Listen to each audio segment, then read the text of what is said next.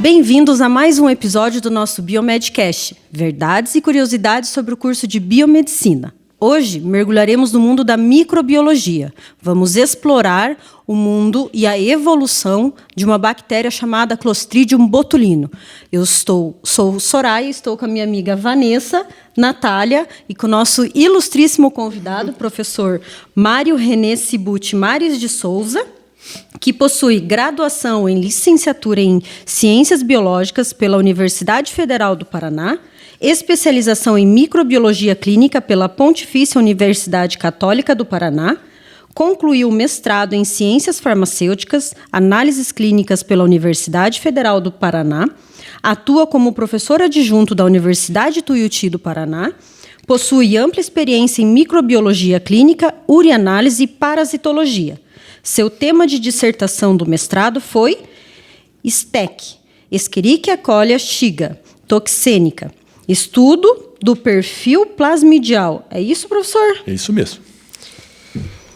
E hoje vamos explicar, então, melhor como que ficou famosa essa bactéria, né, Natália? Exatamente, Soraya. Com o nosso mestre, né, vamos aprender um pouquinho mais sobre essa bactéria, né? E, professor, como que a bactéria foi descoberta e identificada pela primeira vez? Então, essa bactéria, ela foi descoberta no final do século XIX, 1897, finalzinho. Tá? A doença causada por essa bactéria, ela já havia sido detectado vários surtos, né, de botulismo, mas não era conhecido a bactéria. Né? Se conhecia a doença, mas não se conhecia a bactéria. Né? Foi um belga, o Emile Pierre van Emmenger, que detectou num presunto contaminado que havia causado o botulismo num grupo de músicos, num clube de músicos. Né? E eles começaram a apresentar um quadro bastante sério, alguns foram a óbito, e ele resolveu pesquisar qual era a causa, né, daquela intoxicação. Né? E ele isolou essa bactéria. Né? Inicialmente ela foi chamada de Bacillus botulínicos. Né? Essa palavra vem do botulus, que do latim significa salsicha. Né? Por que a salsicha? Porque na Alemanha, no sul da Alemanha, os primeiros surtos de botulismo foram associados com salsicha, com o consumo de salsicha contaminada. Né? Mais tarde, em 1900, né, nos Estados Unidos, começo do século XX, né, houve um surto envolvendo alimentos enlatados. Houve uma quebradeira na indústria de alimentos enlatados por causa disso. Foi uma situação que prejudicou economicamente a indústria dos enlatados. Né? Mas foi demonstrado também que era o bacilo, né, que já tinha sido denominado de Clostridium botulinum. Né? Todas as doenças, né, causadas por esse bacilo normalmente foram associadas à alimentação, à intoxicação por alimentos contaminados. Né? Isso foi até a descoberta da toxina. Né? A toxina foi em 1920, né, que o Hermann Sommer, na Universidade da Califórnia, ele que isolou a toxina, né, purificou essa toxina, né, e a partir daí começou a pensar na possível utilidade da toxina. Né?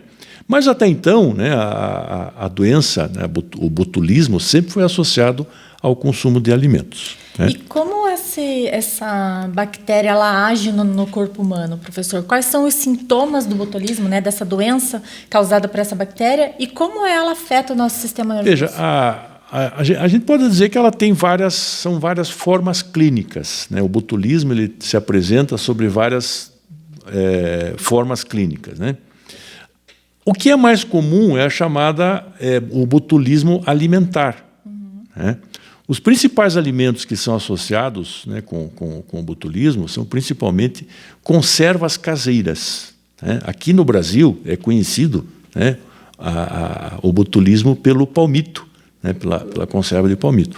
Mas outros alimentos também já foram associados com o botulismo, né? A outra forma, né, de doença pelo bacilo é o chamado botulismo infantil, né, que atinge crianças de 3 semanas até 6 meses. Né? É uma forma grave, pode levar a criança a óbito. Né? Isso ocorre quando a criança sofre contaminação pelo bacilo, né? Aí não é a toxina que está no alimento, mas vamos dizer, a criança, nessa idade, ela não tem uma microbiota intestinal ainda bem definida, bem estabelecida. Né? Então, se o intestino dela é colonizado por uma bactéria como essa, ela começa a produzir a toxina dentro do intestino da criança. Né? E isso é particularmente grave, existe uma preocupação muito grande com relação a isso. Né? Então, por isso a necessidade da criança nessa idade, né, ter, vamos dizer, condições de higiene alimentar, uma segurança alimentar, né, para evitar que isso aconteça, né, que ela venha a se contaminar com essa bactéria e ter o intestino colonizado por essa bactéria. Né? Outra situação, né, é o botulismo intestinal em adultos. Né? Isso ocorre também, né, você tem fatores de risco aí, pacientes que fazem, por exemplo, cirurgia de intestino, existe o risco de fazer colonização pelo bacilo botulínico. Né? O uso também de antibióticos, né, fazem com que a microbiota desse paciente seja deprimida, né, e você tem uma exacerbação, né, um crescimento anômalo do clostrídio no intestino desse paciente, e pode vir a fazer uma colite, fazer uma intoxicação pela produção da toxina no intestino desse paciente. Né? Outra forma clínica que tem sido já registrado mais recentemente, né, principalmente nos Estados Unidos, que é o que pesquisa mais essa bactéria, é o botulismo por contaminação de agulhas de drogas injetáveis. Então, pacientes que fazem uso de drogas injetáveis, têm sido registrados casos de pacientes que desenvolvem uma forma de botulismo, muitas vezes fatal, né, por uso de agulhas contaminadas. Porque essa bactéria ela vai ficar naquela ferrugem da agulha, alguma coisa assim? Na poeira, né? É importante dizer que essa bactéria ela é do meio ambiente, né? Você encontra essa bactéria no solo, né? Quer dizer, a fonte primária da bactéria é principalmente fezes de animais, fezes de cavalo, fezes de aves, né? O solo contaminado com o esporo dessa bactéria, né? Depois a gente vai falar um pouquinho do que é esse esporo, qual é a importância, né, do esporo. Né? Mas é basicamente contaminação com sujeira, com poeira. Né? Quer dizer, o alimento caseiro produzido, né, em condições de higiene precárias, né, ele tem mais risco de ser contaminado com poeira do meio ambiente. Né? Muitas vezes você tem o bacilo em suspensão no ar. Né? Essa poeira, né, ela é acumulada em utensílios, em vasilhames, né, que não são lavados antes de acondicionar o alimento. Né? Principalmente alimentos, essas conservas, que não são submetidas a alta temperatura. É importante já adiantar isso. Né? Essa toxina ela não é termoestável. Né? Ela é degradada. Então, um alimento que não passa por um aquecimento rigoroso, ele pode estar sujeito a desenvolver, né, a ter o crescimento da bactéria dentro do frasco de conserva. Né? E aí você vai produzir a toxina. Sim. Né? Professor, mas daí dentro, o professor falou que afeta a parte do intestino, tanto em criança quanto adultos. A gente associa a toxina, no caso, com paralisação. Como que... Veja, são duas situações. Né? Uma é a intoxicação alimentar, quando você tem a toxina que se desenvolveu no alimento. Né? Então, a pessoa ingere o alimento com a toxina que foi liberada pela bactéria durante o armazenamento desse alimento. Né? Essa toxina ela vai fazer um quadro toxigênico, né? Pode fazer paralisia, inclusive, da função renal. A pessoa perde a capacidade de urinar porque faz paralisia da função urinária, né? Da excreção urinária. Paralisia intestinal, tá? E o óbito maior parte das vezes o óbito ocorre por paralisia respiratória. Né? Vocês imaginem o diafragma sofrer, né, a intoxicação né, você receber uma dose, né, dessa toxina, né, por via sanguínea, né, se a pessoa absorve pelo intestino, essa toxina vai para a musculatura. O principal músculo aí, no caso, que é afetado é o diafragma. Aí você tem uma paralisia respiratória. Compromete todo o né? sistema respiratório. Compromete toda, né, tanto musculatura lisa quanto musculatura, né, estriada.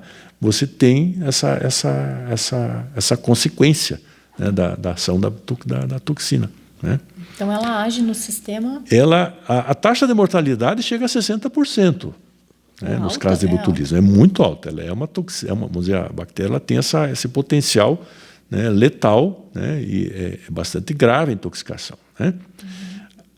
Ao longo dos anos houve uma redução da mortalidade, né, porque hoje você tem o soro antibotulínico, você tem mais recursos de diagnóstico, você tem, né, mais fácil você detectar a presença da toxina na circulação. Né? Os processos de elaboração dos alimentos também melhorou. Sim. Né? O professor falou que ela foi descoberta no final do século XIX. Sim. Né? Que ali tinha muita... Veja, ocorreu... a bactéria ela foi isolada pela primeira vez. Né? Isso por influência, eu vou ter que falar do Pasteur, né? Que é a minha principal referência na microbiologia. Né? Foi a partir de Pasteur que os pesquisadores começaram a buscar bactérias em fontes de contaminação, em fontes de doença, né, relacionadas com doença. Então, quer dizer, o botulismo já era conhecido, a doença já era conhecida, mas não tinha se atribuído ainda a presença da bactéria no alimento. Então, foi esse professor belga, esse pesquisador belga, né, o Émile Pierre van Emmergen, né, ele é que fez o isolamento da bactéria, isolou a bactéria e disse, não, aqui tem uma bactéria que ela é a causa porque ela produz uma toxina.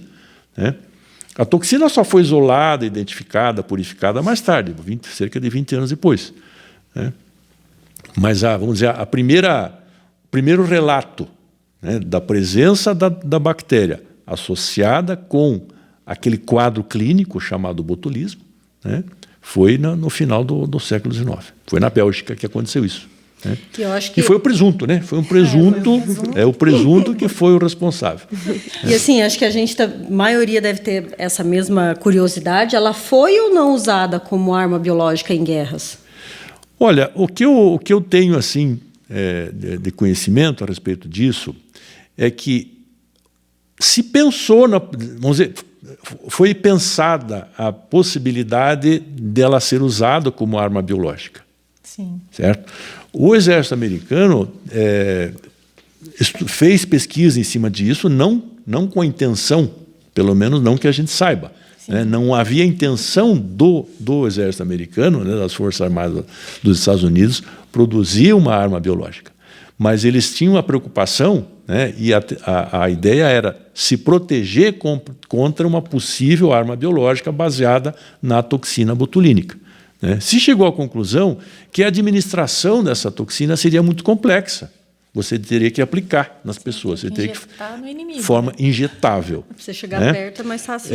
Existem outros micro-organismos que são usados como arma biológica que são muito mais fáceis de você fazer a disseminação, você fazer a dispersão, né? Que eu nem quero comentar aqui porque eu acho que todo mundo passou por isso. A ideia não é essa, né?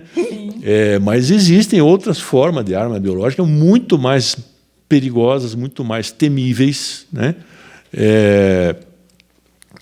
Que o próprio bacilo do Clostridium botulinum. Né? A dificuldade seria, né, de usar isso como uma arma biológica, como é que você vai administrar isso? Né? Porque o contágio básico se dá através da ingestão, né? Da ingestão da toxina. Né? Então, teria que haver a contaminação de uma quantidade muito diversa e grande de alimentos que você vai servir para as pessoas. Né? Então, para você atingir, vamos dizer, uma arma de massa, né? de guerra que atinja uma massa de pessoas muito grande, isso seria, no caso, eu acho que não é não é a arma ideal. Né? Infelizmente, né? Ela foi E proibida lá em 1972, né? Que eles chegaram a proibir ainda o uso. E a gente sabe, professor, que ela está presente e ela é muito importante hoje na medicina moderna, né? Qual foi as mudanças assim que ocorreu com essa toxina? Veja, ela, por incrível que pareça, né, ela não surgiu na área da estética. Né? Foi o contrário. Né? Ela se tornou famosa, né, por causa do uso na estética. Né? Coisa que poucos sabem, né? Como, né, a medicina já tinha conhecimento que ela é uma toxina, uma neurotoxina, que paralisa a função motora dos músculos, né? Esse efeito era conhecido. Né? Teve um oftalmologista, o Alan Scott, que ele levantou a possibilidade de ser usada para o tratamento de estrabismo. Isso aconteceu no começo dos anos 70. Né? Então, o primeiro uso dessa toxina foi para correção do estrabismo e é efetivo, foi reconhecido como eficiente. Né? Outros médicos começaram a usar também para outras aplicações, né? Que até hoje é usado, né? Contra o caso do bruxismo, né? O blefaroespasmo, o tremor na pálpebra. Né? Então, isso começou a ser usado para controle de movimentos musculares, né, para distonia cervical, para movimentos musculares involuntários. Tetraplegia, né? paraplegia, né? Hemiplagia, claro. Né? As pessoas que têm, às vezes, tumor de cérebro e ficam com espasmo, né, na face. Né? Então, dores de cabeça crônica também, né, professor? Esse é mais recente, né? A enxaqueca é mais recente. É mais recente, né? A hiperidrose, né? Hiperidrose, tanto a palmar quanto a axilar, né? Tem sido aprovado pela Anvisa, consta da bula do Botox, né? Então todas essas indicações médicas, elas começaram na oftalmologia. Né? Interessante. O que aconteceu, né, com a descoberta do uso, né, do Botox, da toxina, para a área estética? Né? Foi quase que acidental. Né? Um médico oftalmologista, cuja esposa era dermatologista, né? Um casal de médicos canadenses, ele começou a usar o Botox para tratamento estrabismo. Né? E ele percebeu que os pacientes dele perdiam as rugas, né? Tinha um ótimo efeito nas rugas desses pacientes. Ele comentou com a esposa era dermatologista e começou a aplicar, né, para verificar se isso realmente tinha sentido. Daí vocês já sabem o que aconteceu. Né? Qual foi a consequência dessa descoberta, que foi por acaso. Né? Mas foi na medicina. Né? Foi a partir do uso farmacológico, terapêutico, né, que o Botox acabou tendo esse sucesso que tem hoje. As terapêuticas médicas aí, né, avançaram com isso. E tem eficácia esses tratamentos, né, professor? Tem. Você veja que hoje a própria Anvisa, ela reconhece, né, ela tem toda uma lista aí de indicações, né, na esclerose, no paciente que tem AVC, no caso do espacitismo, né? Principalmente associado, né, com AVC. Né? Então, você tem uma lista hoje de indicações terapêuticas, né, para a toxina, e que é reconhecido. Né? Já foi aprovado nos Estados Unidos, o Instituto Nacional de Saúde dos Estados Unidos aprovou já para todas essas indicações. Né? Então, já tem o aval, né, do FDA, já tem o aval de vários institutos americanos e na Europa, como sendo um medicamento eficaz, tanto que é produzido legalmente. Né? Sim. Mas a indicação maior é para esse tratamento de distonias, de problemas de contração muscular involuntária, né? Para hiperidrose, né? O que tem, né, hoje também, assim, que a gente chama de off-label, ainda não está, o protocolo ainda não está aprovado, né? Mas isso eu acho que é uma questão de tempo, né? Isso são coisas recentes, né? É para tratamento da incontinência urinária, né? Assim como da enxaqueca, né? Então já tem tido bons resultados, né? O uso da toxina botulínica para tratamento da enxaqueca, né? Eu acho que é uma questão de tempo isso aí, para que vamos dizer, as sociedades médicas aí se mobilizem e consigam, né, aprovação, né? Claro, mas precisa de estudo clínico, precisa, né? Isso tem que ser, né, fazer esse estudo, fazer todo esse trabalho, né, de pesquisa em cima, né, do uso para cada indicação, né? Para que na bula conste que é indicado para aquele tratamento, né? O medicamento é recomendado para aquele tipo de distúrbio. Inclusive tem para alopecia androgenética também está sendo estudado, né? Para melhorar a calvície, né? Tem também começaram estudos agora, né? Você ia falar? Não, eu ia comentar, professor, que a quantidade de toxina injetada depende do tamanho do músculo, depende do para que é.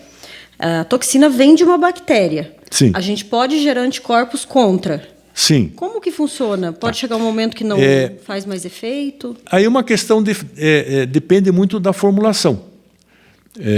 Existe uma das marcas que ela diminuiu a quantidade de proteína associada à toxina.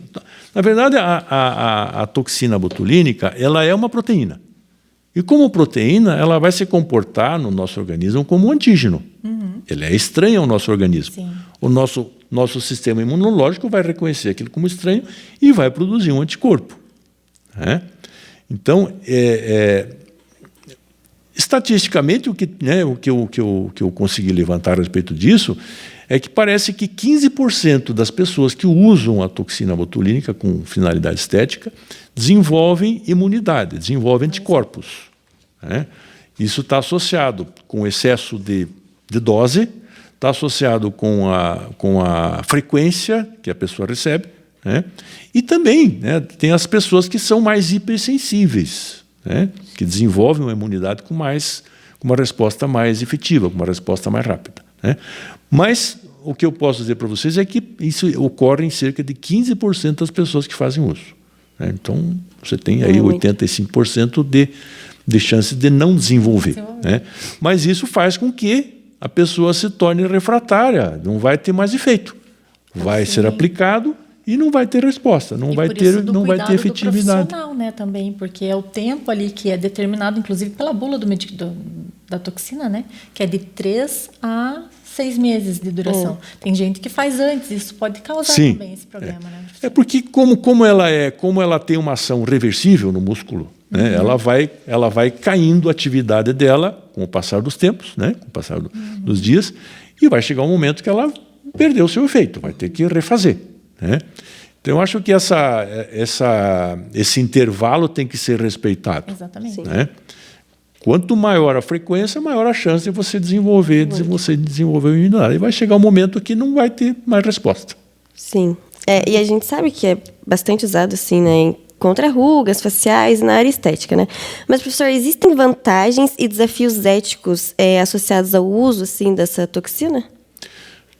Na área de estética, o que eu posso falar para você é o seguinte, né? Ética, ela tem que estar presente em qualquer atividade. Sim. Então, isso é uma coisa, né, eu diria até óbvio, né?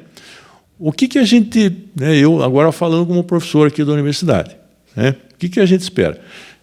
Você vai aplicar, se você se propõe a fazer um trabalho, né, você tem que fazer com bom senso e responsabilidade. Com certeza. Tá? Mas, acima de tudo, você tem que estar capacitado, você tem que estar credenciado para fazer isso, né? Então, acho que se você preenche esses critérios, você está fazendo um trabalho ético. E usando produtos... E saber aquilo que está fazendo. Né? É um produto de consumo. Né? As pessoas consomem por livre e espontânea vontade. Sim. Né? Usando produtos de... produto de qualidade. Que a Anvisa também libera, os produtos são liberados hoje pela Anvisa. Se você está trabalhando dentro da legalidade, né? Se você está praticando um protocolo, está praticando um procedimento que é reconhecido, que já tem, vamos dizer, um histórico de eficácia e de sucesso, não tem por que você ter preocupação. Sim. Né? Mas o que eu acho que o cuidado que todo profissional tem que ter é de não fazer experimentação. Vamos acho que funciona. A gente tem que deixar a pesquisa para os pesquisadores. Então, o trabalho que você faz é importante, as pessoas querem, as pessoas se sentem felizes. Vamos ver se você dá vai certo, né? Mas vamos seguir a receita. Protocolo. Vamos seguir o protocolo. Até porque existe toda uma complicação. Se é feito de forma errada a aplicação da toxina botulínica, existem muitas complicações, né? Existem complicações. E a gente sabe que isso a gente tem muito recorrente. Tem havido problemas, né, por mau uso, por uso inadequado,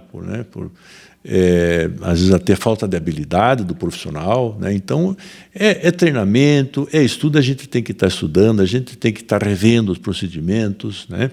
Observando, aprendendo com os outros, né? E, acima de tudo, né, você ter responsabilidade sobre, né, aquele trabalho que você está se propondo a fazer. Sim. Exatamente. E nós fizemos aqui uma conexão, né, entre microbiologia e a estética. Né? Como é importante isso, né, professora? A gente estar numa universidade e aprender não só aquilo que nos interessa. Porque muitos entram, eu só quero a área estética, mas não sabe que a microbiologia vem da microbiologia. Por que a gente chama de universidade? É inevitável, né? O trabalho hoje, cada vez mais, o trabalho profissional, ele é multidisciplinar. Exatamente. Você não tem como abrir mão, né? Você não tem como fazer apenas a parte técnica, né? Eu sempre digo, para você tomar uma decisão correta no teu trabalho, você tem que estar capacitado. Sim. Então, você tem que conhecer todas as implicações daquilo que você está fazendo, né? Então, claro, a microbiologia, né, vamos dizer, a ligação que ela tem, ela é uma ciência básica dentro da área da saúde. Sim. Né? Mas ela traz subsídios para vocês entenderem o que vocês estão fazendo, de onde é que veio aquele produto que você está usando, qual é o comportamento daquele produto. Né? Existem, vamos dizer, toxinas e existem toxinas. Né? O que vai variar aí? O grau de pureza, né? Como é que ela foi extraída, quem é o fabricante, prazo de validade, né, a conservação dela, a estabilidade, né, como é que você vai, se você tem que diluir, se ela vem, né, você saber interpretar as unidades que estão ali. Exatamente. Tem algumas que são concentradas, outras prontas para uso. Né. Você tem que saber ler a bula. É importante ler a bula, mesmo que você use todo dia, mas você tem que ler a bula, você tem que ver os efeitos colaterais. De um lote para o outro pode haver uma recomendação diferente. Né? Então, isso é trabalhar com bom senso e responsabilidade. E eu ainda vou até acrescentar que, fora a microbiologia, a estética, para a aplicação da toxina botulínica, ainda a gente pode até acrescentar a biotecnologia, que a gente também tem, né, como matéria na faculdade. A biotecnologia, a fisiologia que vocês aprendem, vocês conhecem a anatomia, a anatomia essencial, principalmente a anatomia facial, né?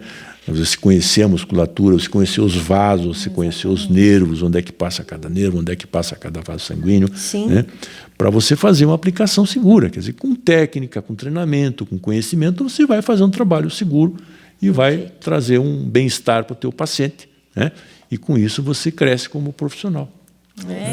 E como, voltando na microbiologia, né? A gente estava conversando um pouquinho antes de começar aqui, a hialuronidase, um produto essencial na área estética hoje, que vem de uma bactéria também, né, professor? Não é o nosso tema, mas só para fazer um gancho aqui, né? A toxina, que virou vedete, né? Ela é apenas um produto. Né? As bactérias, elas são verdadeiras fábricas de produtos. Né? Deve existir muitos aí que podem ter utilidade. Né? Eu lembro de uma situação, né, há uns anos atrás, isso já não é tão recente, né, de uma pesquisa que foi feita na Israel, né, com a streptokinase, quer dizer, uma enzima extraída do Streptococcus, né, que é uma bactéria bastante conhecida, que causa doença, também uma bactéria potencialmente patogênica. Né, e os médicos israelenses, eles extraíram uma enzima chamada streptokinase, que até hoje é usado no caso de trombose, para dissolver trombos. Né? Quer dizer, teve um impacto muito grande, principalmente na área de cardiologia, na área medicina vascular, né? Então, esses casos de paciente que faz às vezes trombose, então é uma forma de dissolver este coágulo, este trombo, com uma enzima que é extraída de uma bactéria. Olha aí. Né? Então, eu acho que a microbiologia dentro da área médica, né? Dentro da biotecnologia, é um campo que tem muita coisa para ser explorado. Tem muitas coisas que podem ser úteis no futuro e a gente ainda não conhece. Né? Olha aí, temos mas bem isso. as bactérias estão aí, né? Para a gente estudar, entender. Né? Às vezes você pode ter, levantar uma hipótese a respeito de um conhecimento que você teve a respeito da bactéria, né? Sobre uma enzima que você viu. Será que isso aqui tem aplicação? Né? Então, a microbiologia ela tem muitas áreas que ela pode ser útil. Né? Então, basta a gente estudar, a gente pesquisar, descobrir coisas, né? Que a gente pode converter isso em algo útil para o ser humano. Olha só.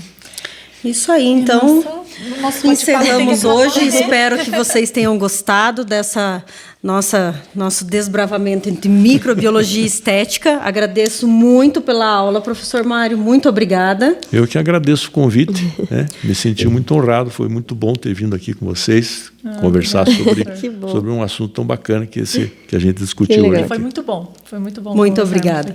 Obrigada, minhas amigas, gurias. Até a próxima.